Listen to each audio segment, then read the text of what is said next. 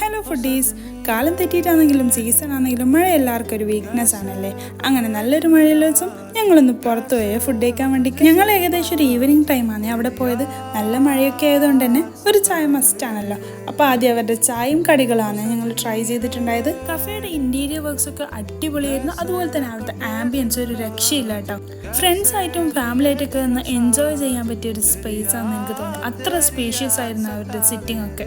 അവിടെ നിന്ന് എടുത്തു പറയേണ്ടത് അവിടുത്തെ വ്യൂ ആണ്. ആ വ്യൂ ഒക്കെ കണ്ട് നമ്മൾ ഫുഡ് കഴിക്കുമ്പോൾ നമ്മൾ ശരിക്കും എൻജോയ് ചെയ്യും. ഞങ്ങൾ ആദ്യം ട്രൈ ചെയ്തത് അവരുടെ ലോഡഡ് ഫ്രൈസ് ആണ്.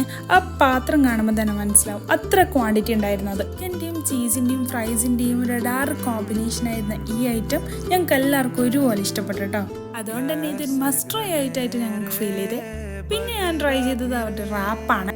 റാപ്പാണെങ്കിലും നല്ല ജ്യൂസി ആയിരുന്നു. അതിൻ്റെ ഫില്ലിംഗ് ആണെങ്കിലും നല്ല സ്പൈസി ആയിരുന്നു. ഓരോ ബൈറ്റിലും അതിൻ്റെ ഫ്ലേവറും കിട്ടുന്നുണ്ടായിരുന്നു.